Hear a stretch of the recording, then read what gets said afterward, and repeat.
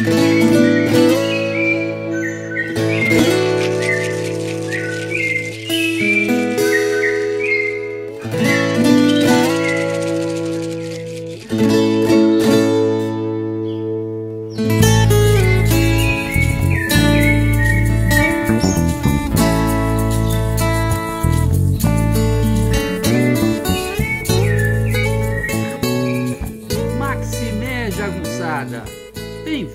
e bem-vindas a Urucuia, um podcast feito para te ajudar a ler Grande Sertão Veredas e outras obras do nosso amado João Guimarães Rosa. Eu sou o Marcos Alvito. Oi pessoal, tudo bem? O programa de hoje é muito especial. Afinal, não pode haver nada mais importante do que ajudar você a ler o Grande Sertão Veredas. Inclusive, esse é o título desse podcast, né? Ajudando você, né, aprendendo a ler Grande Sertão Veredas.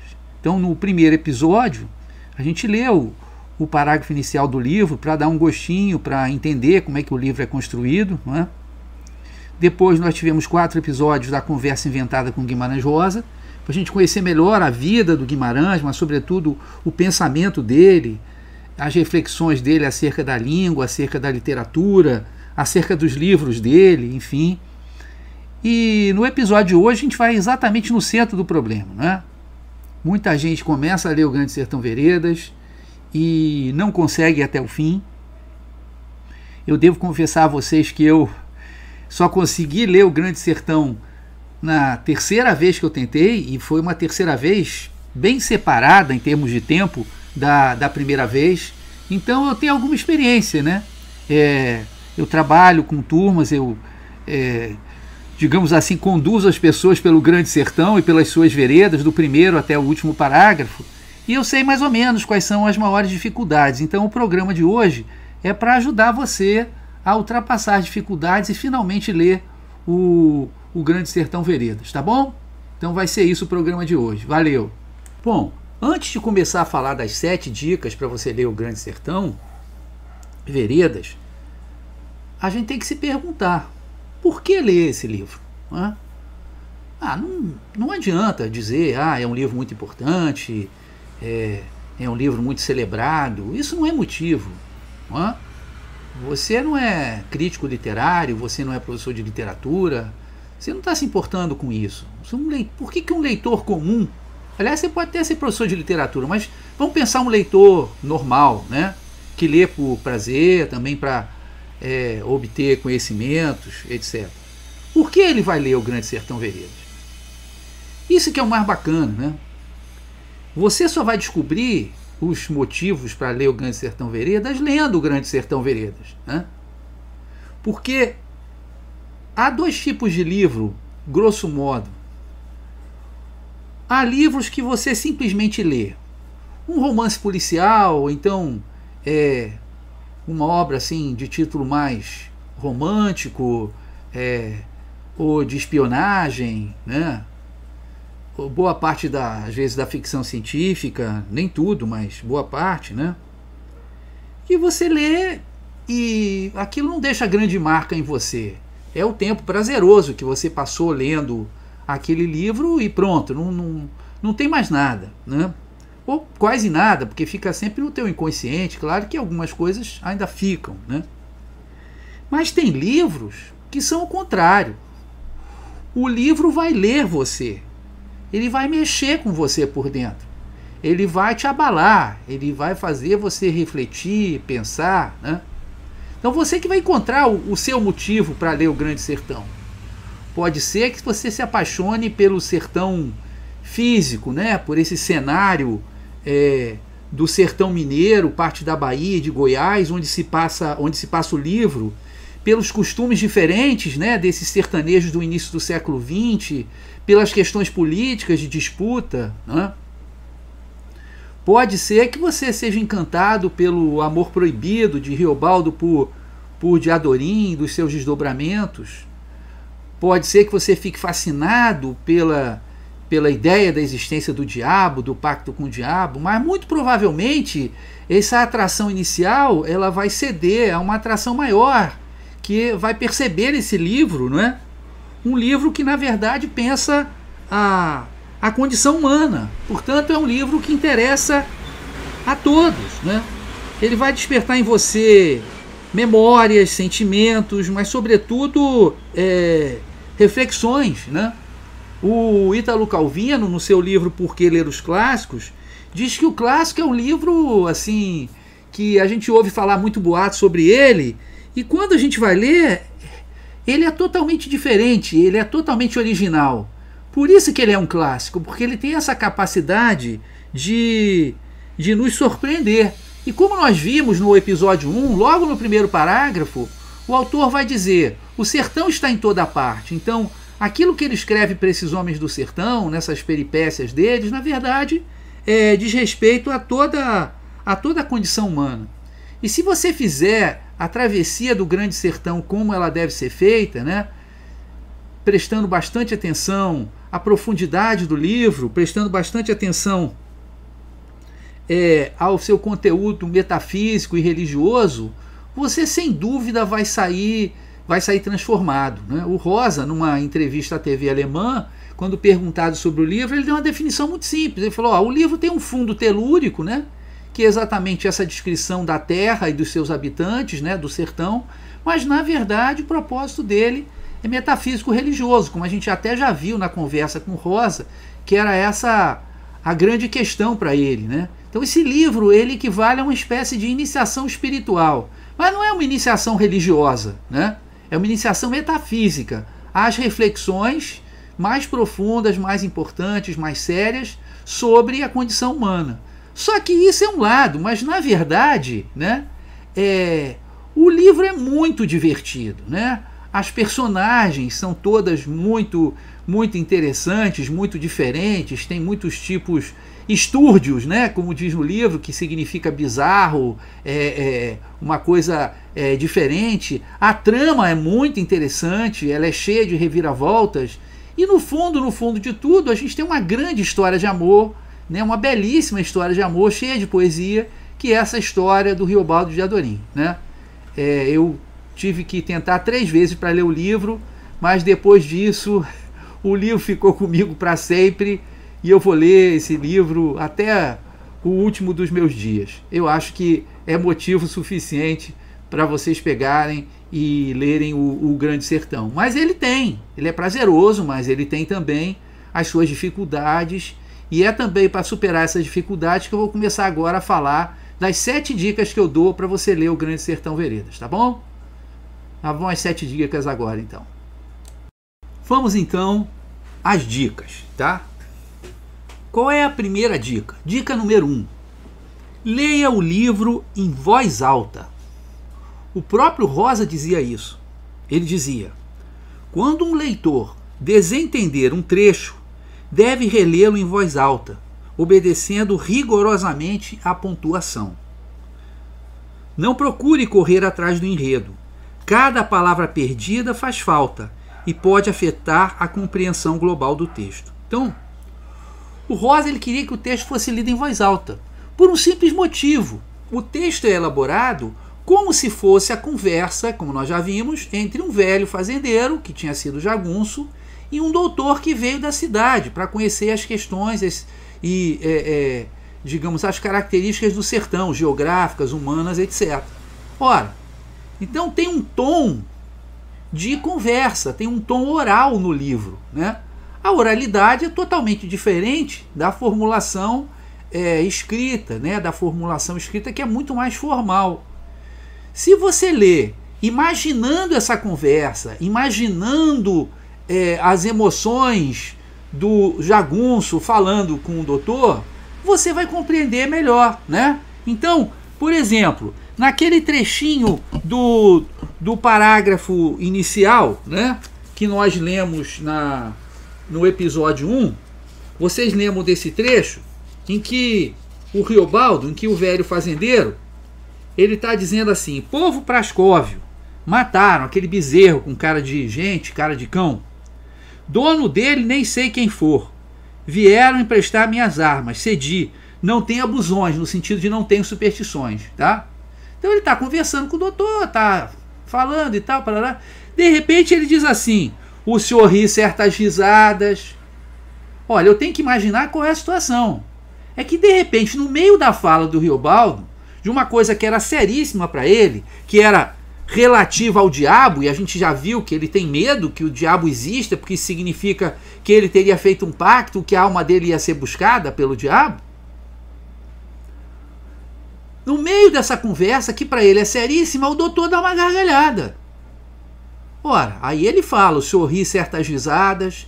Vocês vão observar que não aparece mais no texto risada do doutor. Ele percebeu que aquilo ali não é um bate-papo comum, né? É um homem contando a sua vida, é coisa muito séria. Ele tem ainda preocupações em relação ao que aconteceu. Se a gente ler, o senhor ri certas risadas, não pode ler assim.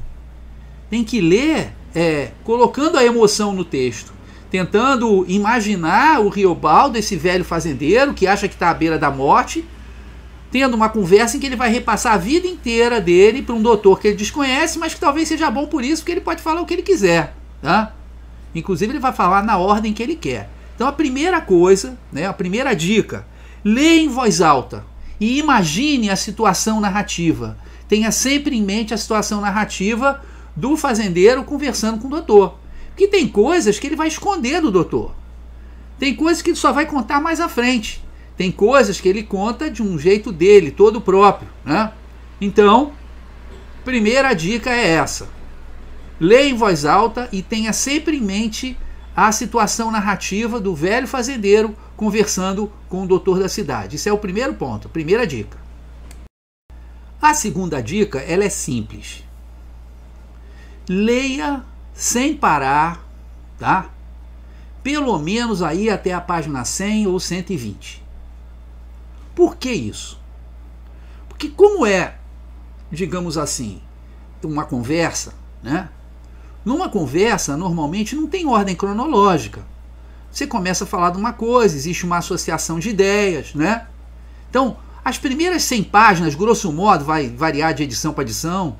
Tem algumas edições aqui na página 80, tem outras na página 100, outras na página 120, mais ou menos entre uma coisa e outra, né? Essas primeiras páginas do livro, de grosso modo, as primeiras 100 páginas do livro, a história está toda embaralhada. O que quer dizer a história toda embaralhada? É que sem nenhum aviso, esse velho fazendeiro começa a falar de coisas que aconteceram muito mais para frente na história dele. É só depois da página 100 que ele vai voltar à sua infância, quem era sua mãe e tal, e, né, os primeiros acontecimentos da vida dele. Primeiro, ele já vai falar lá na frente, com a guerra já, no meio da guerra toda que existe entre dois grupos, jagunços de um lado e soldados do outro, depois dois grupos de jagunços. Então ele começa a falar de personagens que ele não apresenta, situações que a gente não conhece, né? É como se fosse um quebra-cabeça que ele embaralhou as peças todas e é a gente que vai ter que montar, tá? Olha, parece até desesperador, mas tem um lado bom, que é o seguinte, né?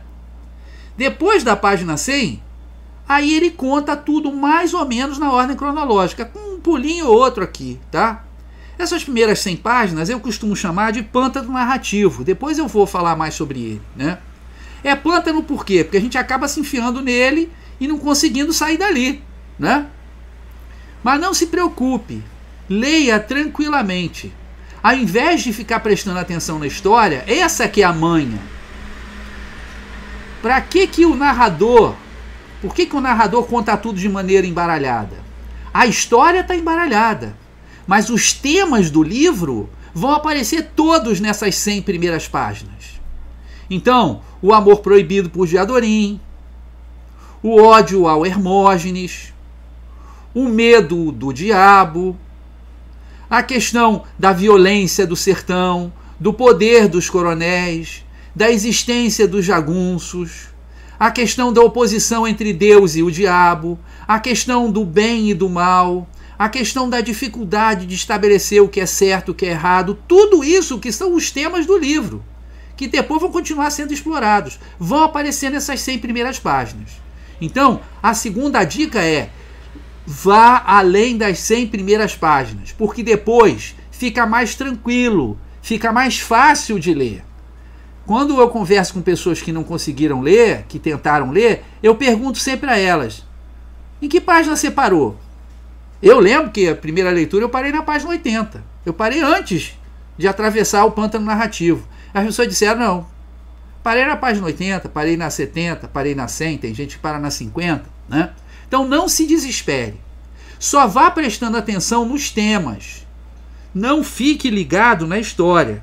A história depois você entende. O Rosa fez essa aparente maldade de propósito. Porque ele falava que não queria leitor cavalo, como nós já vimos.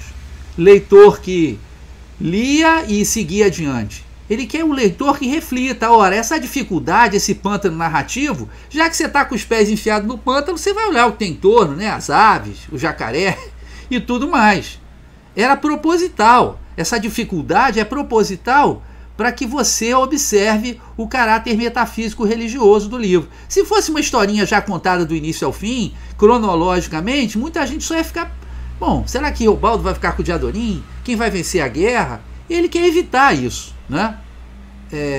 A história até existe, ela é até muito interessante, ela até vai ser muito bem contada depois do pântano narrativo. Mas primeiro você vai ter que mergulhar nas questões. É o preço que o Rosa cobra para você poder ler o livro. E é um preço que vale a pena. Portanto, procure passar da página 100. Depois vai ficar tudo mais fácil. Terceira dica. Leia que nem um sertanejo. Leia sem pressa. Aproveite a leitura. Extraia todo o prazer que há dela. Preste atenção no que está sendo contado. Reflita sobre o que está sendo contado. Tem uma passagem no Grande Sertão que diz assim: o senhor mal conhece esta gente sertaneja. Em tudo, eles gostam de alguma demora. Então, o livro é feito para a gente acalmar, para a gente ficar sem pressa, para a gente ler dentro, digamos assim, da vibração mental correta, que é uma tranquilidade. Observem que no livro aparecem muitos causos, que aparentemente são histórias engraçadas, algumas até bizarras. Mas se vocês prestarem bem atenção nos causos, por trás deles sempre tem questão metafísica, não é? Como a gente vai ver mais para frente, ele, para dar um exemplo, ele fala, o senhor vê, né? Tem a mandioca brava, que é venenosa, e tem a mandioca doce, ou mandioca boa, que é aquela que a gente usa para comer, faz aipim, faz farinha, etc. e tal, de mandioca. E ele diz, doutor, mas olha só que coisa esquisita, né? No mesmo solo você tem a mandioca boa e a mandioca brava, né? E a mandioca brava, às vezes, acaba virando mandioca boa. E a mandioca boa, de tão replantada, acaba virando mandioca brava. Ele está falando de mandioca? Não. Ele está e não está falando de mandioca. Ele está falando da questão do bem e do mal, não é? Então, olha só, numa mesma terra pode ter a mandioca brava e pode ter a mandioca boa, né? Numa mesma população pode ter gente boa e pode ter gente má. Quem é mal pode ficar bom. Quem é bom pode ficar mal. Ele inclusive vai dizer que uma das coisas mais bonitas que tem é que as pessoas nunca estão terminadas, elas estão sempre mudando, elas podem mudar, né? Então, é preciso não ter pressa. É preciso adquirir um outro ritmo, uma outra postura mental para ler o livro. Não é romance policial. É um livro para ser lido. E aí, quando você vai ler o livro, você percebe como ele é bem elaborado, como ele é poético, né? Como ele tem uma musicalidade própria. Passa a ser um grande prazer. Você passa a degustar o livro passo a passo. Não tem que ter pressa nenhuma, né? E é assim que deve se ler. Deve se ler que nem um sertanejo, sem nenhuma pressa. Essa é a terceira dica. Vamos agora à quarta dica. A quarta dica se encontra no 7º parágrafo, ou como eu gosto de falar, no 7º passo dessa caminhada pelo livro. Então, nesse 7º passo, Reobaldo diz o seguinte para o doutor: tudo é e não é. É uma espécie de dialética reobaldiana. Mas como assim tudo é e não é? Vamos pegar o sertão, por exemplo. O sertão que é descrito no livro é o sertão. São as cidades do sertão, são os costumes, é o vocabulário do sertão, são as comidas, né? É a fauna, é a flora do sertão. O Rosa pesquisou muito. Além do que ele já conhecia desde a infância, lá em Cordisburgo, ouvindo seu pai, ele pesquisou muito, perguntou muito, como a gente já viu na conversa inventada com Rosa, para isso ela serve, né? Em cartas ele perguntou ao pai, ao amigo Pedro Cardoso, à irmã, a todo mundo que ele podia, para ouvir mais histórias, para ter mais detalhes sobre o sertão. Então esse sertão, por um lado, ele é o sertão real. Né? Ele é. Mas ao mesmo tempo, esse sertão não é o sertão real, porque ele está falando também do sertão metafísico. Da mesma maneira a mandioca, ele está falando da mandioca.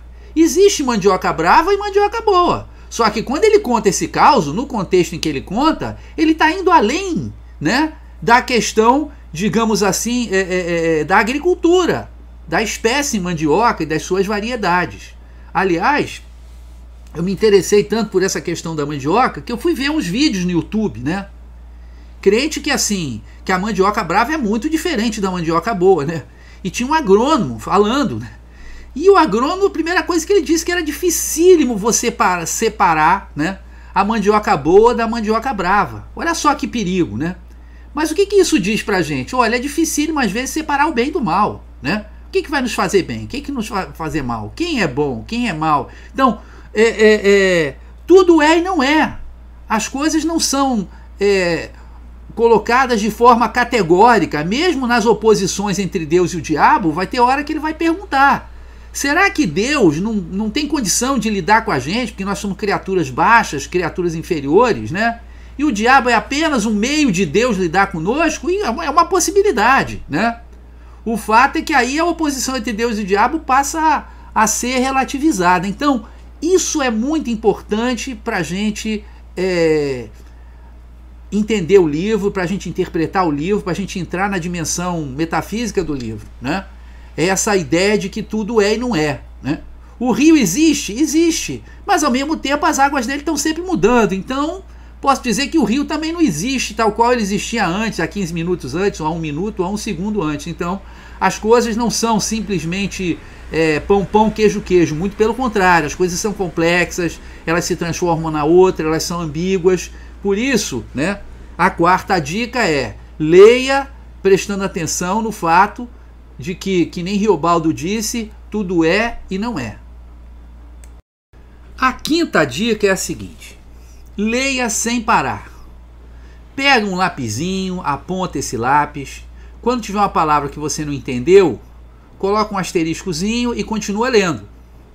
Depois de ler lá suas 5 ou 10 páginas por dia, né, você vai no dicionário se você quiser, pode usar até o próprio computador para procurar aquelas palavras. Algumas você vai encontrar, outras não vai.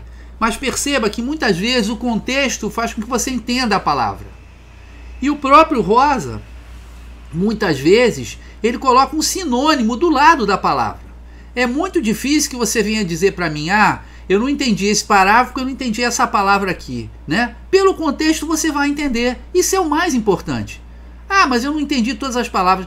Você quer entender o texto ou as palavras? Se você entender o texto, se entender o sentido do texto, deixa para lá as palavras que você não entendeu. Procura um dicionário. Se você não achar, paciência. Existem outras possibilidades? Existem. Tem um léxico, né, da Nilce Santana, uma professora lá da USP de linguística, fez um léxico maravilhoso, chama Léxico de Guimarães Rosa. Mas só que ele está esgotado e na estante virtual custa R$500. Se você quiser, você compra. Mas isso não é, digamos assim, obrigatório para você ler o Grande Sertão. Você pode ler e entender muito bem, né, sem entender todas as palavras, sem conhecer todas as palavras que estão no livro. Se você ficar parando toda vez que tem uma palavra que você não conhece, se você for ao dicionário, você não vai ler, você perde o ritmo da leitura, né? Porque tem uma coisa que é uma espécie de transe literário, né?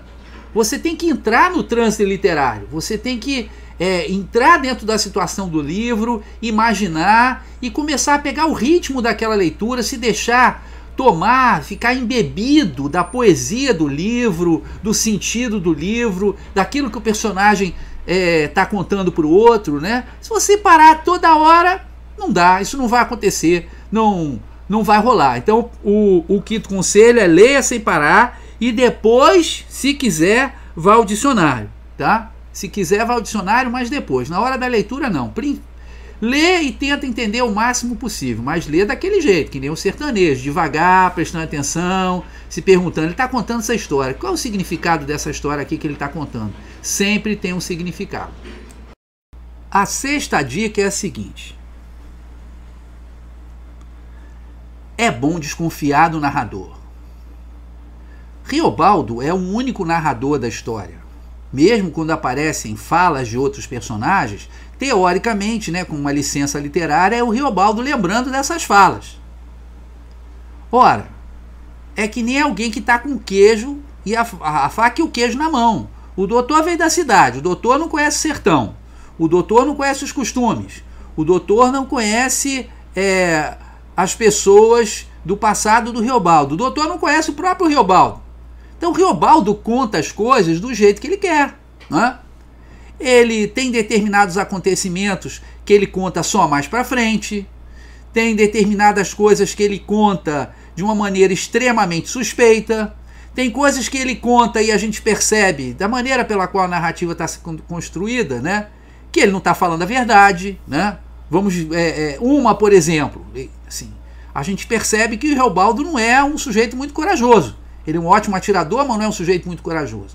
Então, em várias passagens, né, ele diz para o doutor, assim, com a espécie de cacuete: não, eu não tive medo. Não, medo não, de jeito nenhum, eu não tive medo. Quer dizer, a maioria das vezes que ele está dizendo que ele não teve medo, é porque ele está, na verdade, tentando esconder que ele teve medo, né? Porque seria, digamos, vergonhoso para ele reconhecer esse medo que ele sentiu. Então, você confia no narrador, mas não totalmente. Você fica prestando atenção na narrativa dele porque você vai descobrir incoerências nessa narrativa. E isso é muito bacana numa narrativa que é feita em primeira pessoa, né? Porque ao mesmo tempo que a gente só pode saber através daquilo que ele fala, nós podemos saber mais do que aquilo que ele fala, porque a gente pode perceber incoerências, perceber que tem coisas que ele está querendo esconder, que ele está querendo mudar. Tem também o fato de que ele está narrando o que ele pensava, como ele agiu quando ele era jovem, e agora que ele é mais velho, ele tem uma outra opinião, ele tem uma outra visão do que aconteceu, né? Ele tem também o seu remorso, ele tem também a culpa que ele sente. Tudo isso vai influenciar na narrativa. Então é uma narrativa complexa, não é uma narrativa que deve ser tomada assim, ele está relatando exatamente o que aconteceu. Não, é uma narrativa de memória, né? E a memória ela é construída no presente, e no caso, diante do interlocutor, que é esse doutor. Então, a sexta dica é: você pode se identificar com o Riobaldo, gostar dele, quanto que você quiser, mas você tem que desconfiar da narrativa que ele está construindo, tá? Não pode aceitar simplesmente tudo o que ele está dizendo. Você tem sempre que desconfiar. Essa é a sexta dica. E agora vamos para a sétima e última dica. A sétima e última dica é simples. Terminou de ler? Gostou? Lê de novo. Por que ler de novo?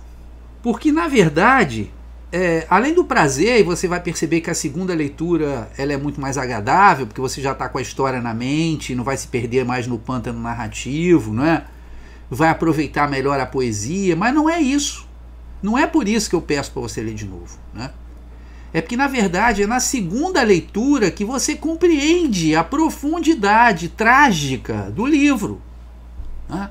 Que profundidade trágica é essa? A gente tem a história de um fazendeiro rico, cercado de jagunços para protegê-lo, com uma mulher que gosta muito dele, a Otacília, que reza dia e noite. Ele paga 2 rezadoras para rezarem por ele. Ele já se confessou com 7 padres, pediu 7 absolvições, mas é um homem que não tem paz.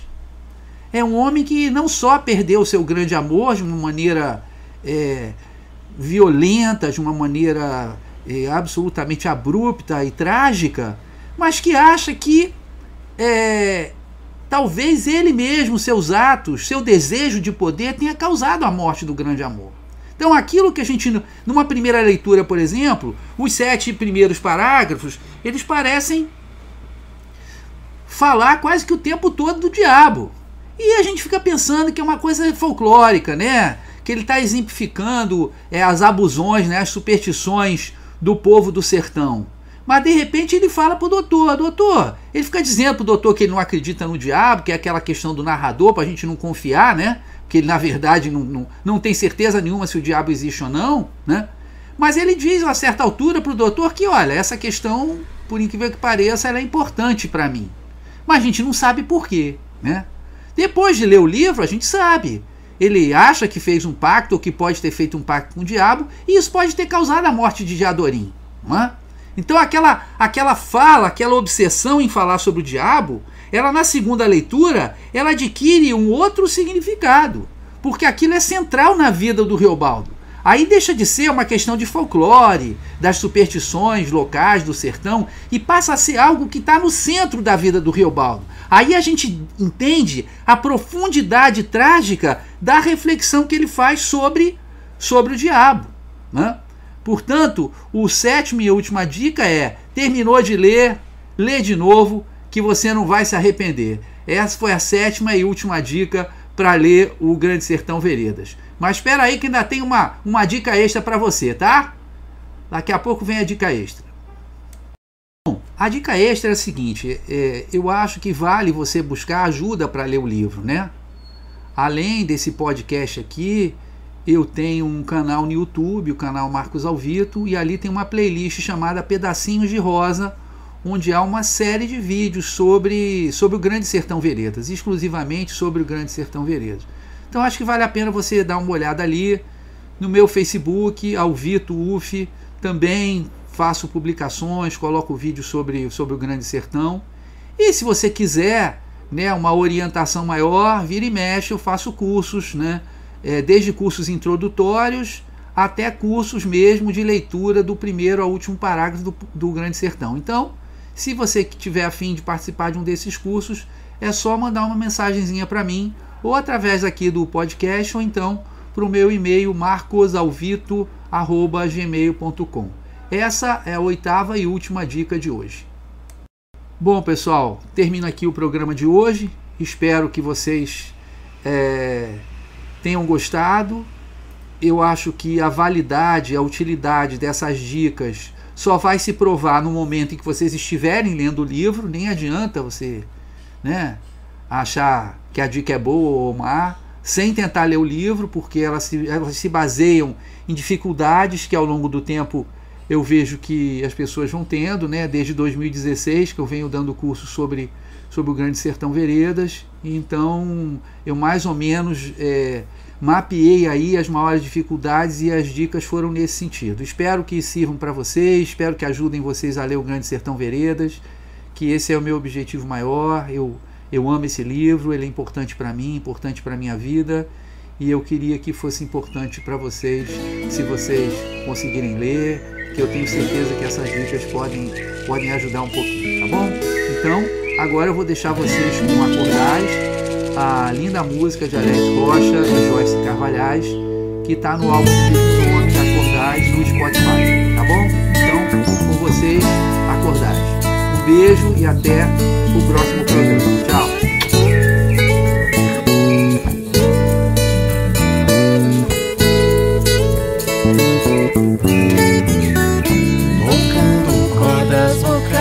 Quem tá dormindo, acordais. Quem tá dormindo, acordais. Quem tá dormindo, acordais. A casa agora adentrais. Quem tá dormindo, acordais. Quem tá dormindo, acordais. Quem tá dormindo, acordais. Peço licença ao Senhor, trago cantigas de paz, viola fina ensaiando o pôr do sol nos quintais, passarinho vem se achegando.